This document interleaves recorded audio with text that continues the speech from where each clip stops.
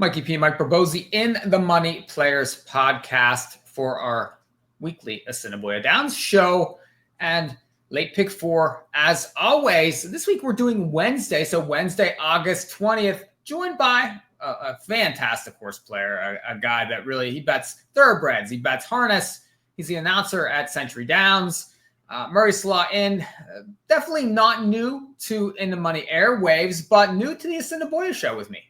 Yeah, my first Assiniboia show with you, Mike, and I thought it was a pretty decent pick four sequence we're going to go over. I'm not that far from Assiniboia, but being in Western Canada, I have been to that track, not recently, but yeah, I'm in Alberta, Assiniboia Downs, of course, in Manitoba, a couple provinces over, and they've got a pretty good sequence here for that. And I like the dollar minimum, so that's also in our favor. I think don't have so many people stretching out with 20 centers, and looking forward to handicapping a pick four with you here. Absolutely. And you're a big horse player. We're going to have you on the harness show this week also. So you're definitely adept at both breeds. But I know that you're a big Delmar player, but you'll dabble in other places. I've seen you play tickets at Woodbine, and you like these multi-leg sequences. I know I've seen you cash plenty of huge tickets in your life. I have, yeah. I mean, most of them have been pick fives, some pick sixes. The biggest one ever was 101,000 Gulfstream pick six. Back when it was kind of the early days of the rainbow and everything. It was a mandatory day. But I've cashed a few other big ones. And yeah, right now for me, Delmar is my number one track. I love the early pick five there. It's just a phenomenal bet because of the low takeout. And then obviously there's always a lot of money in there. I know the computers play it. Doesn't matter. It matters, but I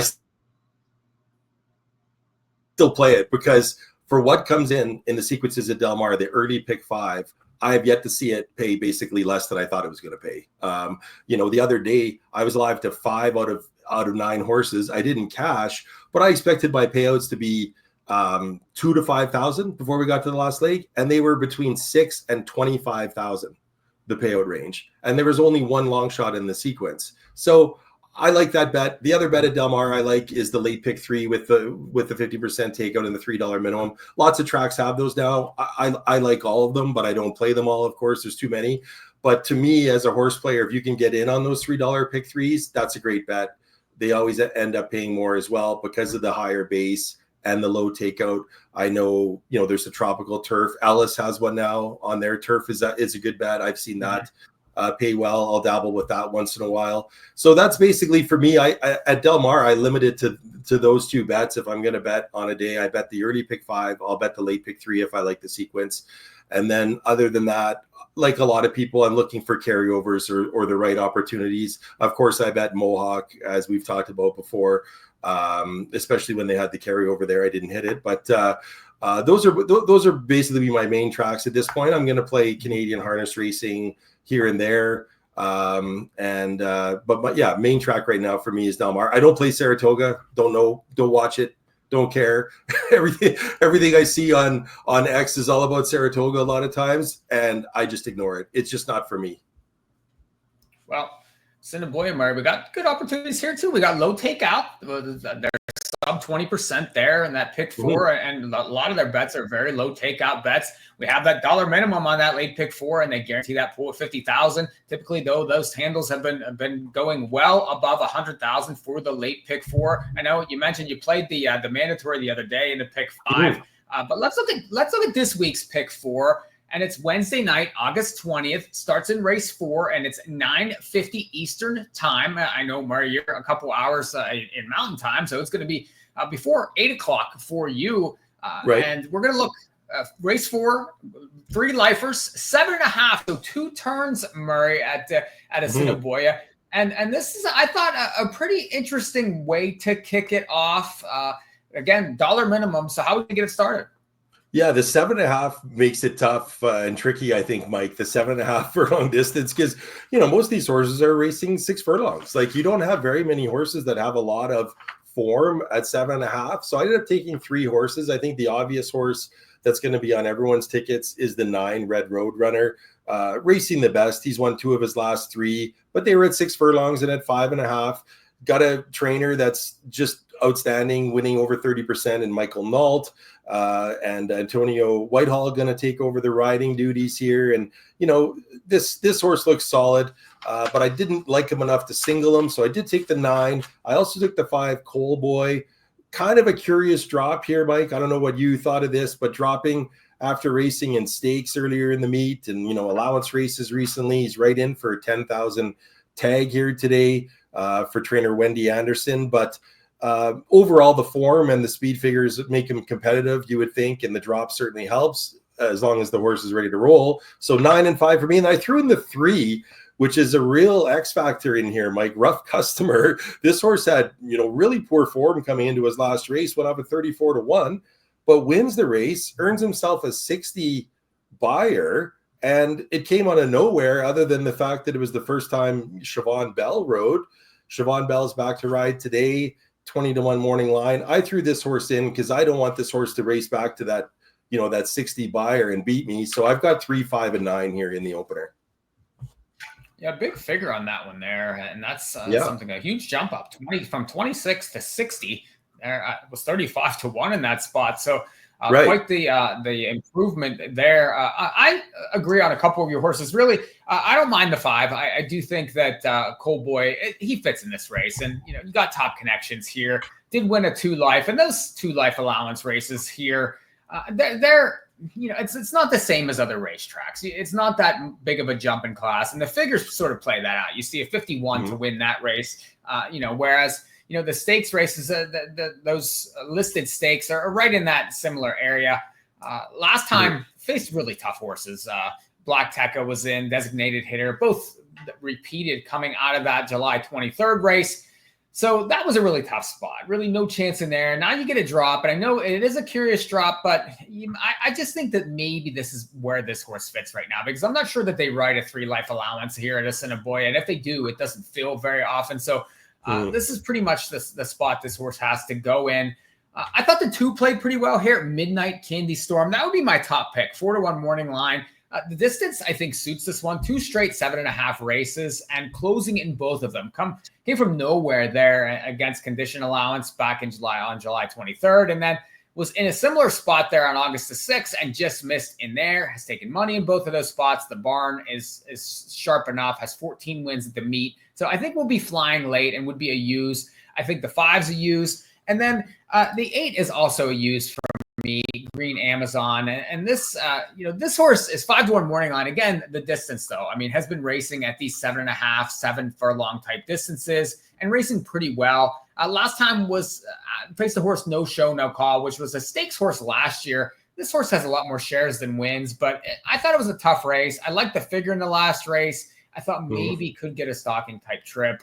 And, you know, just another one that fits. I'm not crazy about the 9. I think this horse could get overbet, especially off those couple blowout wins recently. And he's probably going to have to get the front from outside. I'm not sure if he's able to do that in here. If he does, and Whitehall is a very good jockey, but, you know, the guy that's ridden that horse the past couple starts ends up elsewhere here, ends up with a 5 in this race. Yeah, so I took a negative approach to that one. So I was 2, 5, and 8. And Murray, you're 9, 5, and 3 to kick off this pick. I am. Yeah, I'm concerned about the distance for the 9. That's why I took another couple horses. I left the 2 out just because he seems like a close late and get second or third kind of horse, but he can get the distance for sure. But yeah, I'm 9, 5, and 3 there. Race 5, like 2 of this late pick 4 on Wednesday at Assiniboia. 75 open claimers. They're going 5.5. And I was looking at the 6 load abroad here. This is just a class, a horse that's been racing very well at this level. Has 3 wins so far this year, 7 wins at the racetrack, and, you know, just got roughed up last time. Now goes to a new barn here, goes to Taphorn, and he's very sharp off the claim. He's 50% so far this year. So, you know, he moves horses up. This horse has a lot of speed, and I think is going to have to be caught in this race. If I would have to use another one in here, I might try a price in the 7, Kate's Princess. She was very good last year, had 5 wins. She's very speedy also. No chance last time. Now you get Whitehall, has been being ridden by the Apprentice, and the Apprentice is very good. But I do think switching to Whitehall here, getting a drop back to 75, if she's right, I do think she's a 9-year-old mare, but she has possibilities to blow up this pick 4. Do you like this race? Where'd you go here? I thought this was a scramble.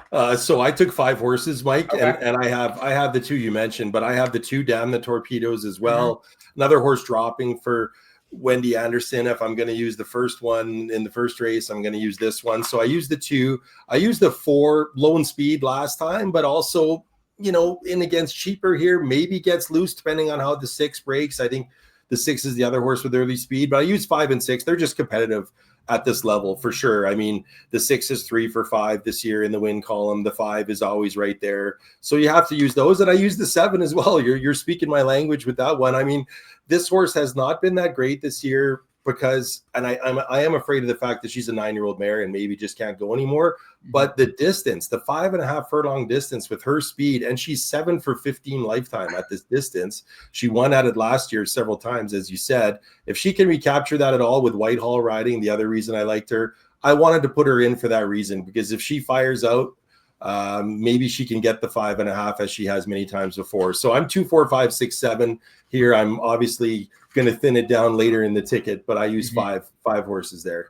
Yeah, and that's okay to be a little spready in one of these races. And that's the way you kind of play. I know that we talked about your strategies in the past, and you know, you're not afraid to take all in a race, and you like, then you'll find I'm going to have and I'm going to have at least one single, you know, that's how I do it. So yeah, my single's coming up later, and that is basically my spread race. I thought that race could be, you know, pretty wild going 5.5. So I've got 5 of them there. Yeah, tough race there. Second leg, pick 4 on Wednesday at Assiniboia. Well, let's go to race 6 on Wednesday. Now, this is 2 life nickel claimers here, which is the bottom. They're going 6 furlongs, Murray.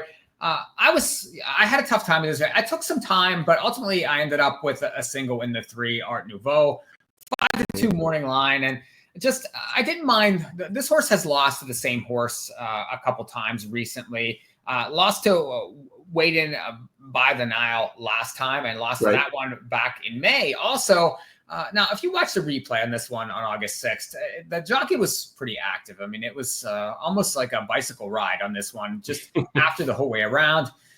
She does better whenever she can get out in front and control races. She was chasing the entire race, but never gave up there. Ended up grinding out a second place finish, and faces a lot of the same horses that were in that race. In this race, now there's some question marks in here. You have the 5 Frankly, who's dropping out of a state bred restricted stake and has had some lines that, you know, and I would imagine that this one will take money given the class drop in here, but I'm not all that overly impressed with these lines on this horse. I mean, 1 for 8 lifetime, and it's probably going to be overbet. And then you have the horse that's been laid up a year that had a 13-length win on debut. So do you like those 2? Do you agree with me? How'd you look at this race?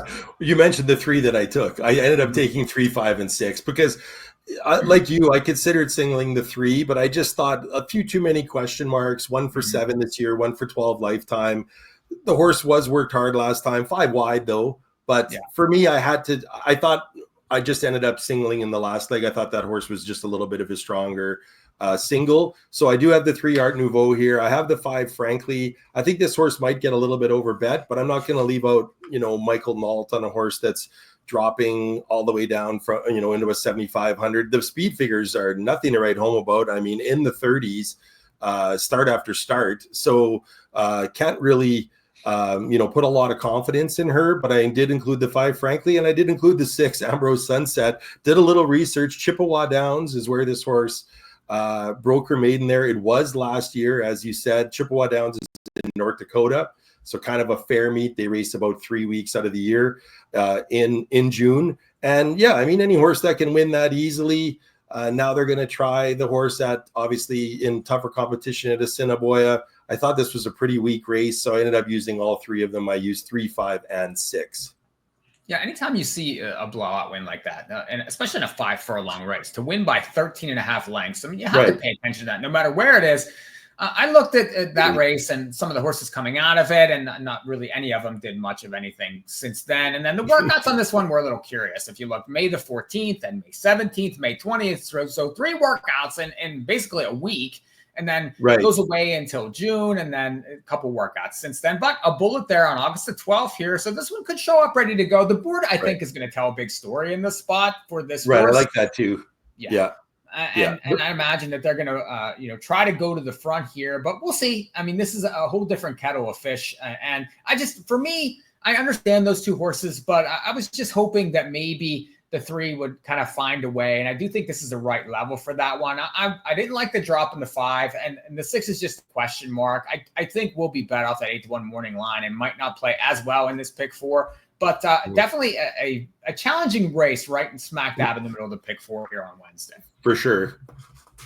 Let's go to the last, race 7. It's 3 life, 5 claimers. And Murray, you say you have a single, so how are we going to get paid? Yes, well, the single is the 5, Be La Soul.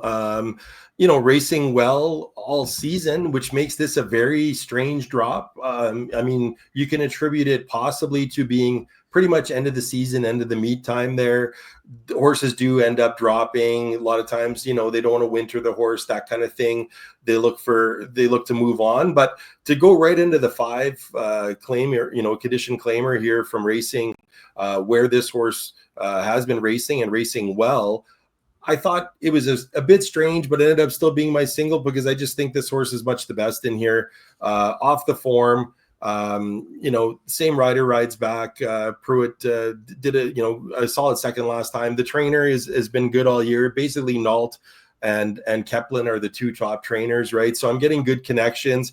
Couldn't find a great case for anyone else in here. And so I ended up kind of front loading the ticket and singling Be La Soul in the finale for me. You must have more than one of them in here then, Mike. Yeah, this was the drop that I was really concerned with, because if you look, this horse is facing some really tough horses. I mean, that July 23rd race was a really nice race there. And the fact that they're in for 5 here is really, I don't like it. I mean, face horses like Medicine Dog, that was a blowout winner back in June here.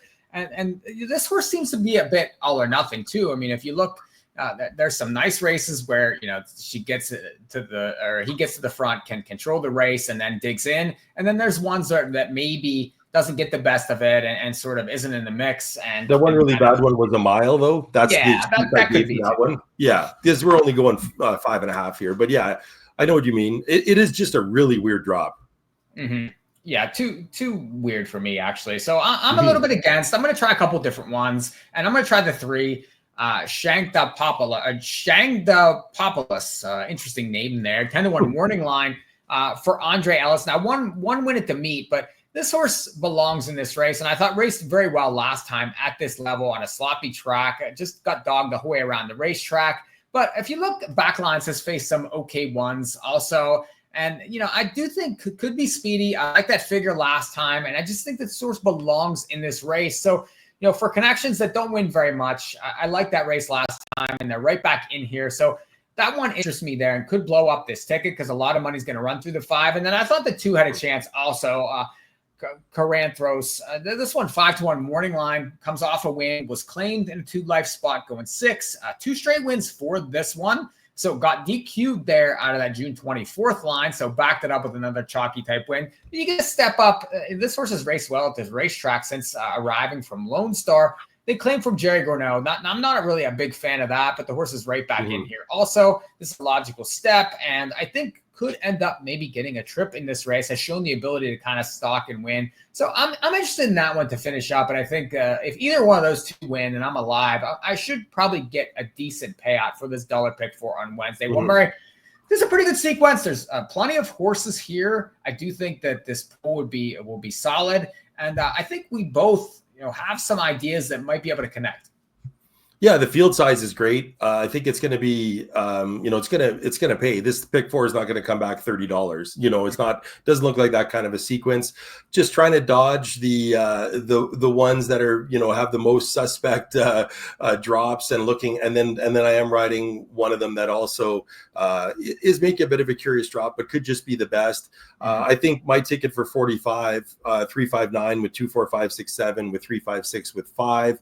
I think it has potential. Absolutely.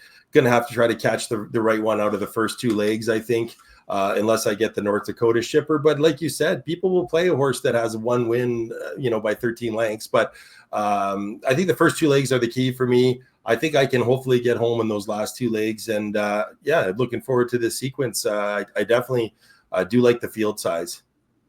Well, Murray, always good to catch up with you. I know that you can definitely pick a winner anywhere that they put a number on their back. And, we'll catch you on the Harness Show. Also, catch us Century Downs doing your announcing and the picks you do for my website. So, you're very active on social media, tweeting out a lot of your plays and a lot of your picks. So definitely appreciate having you.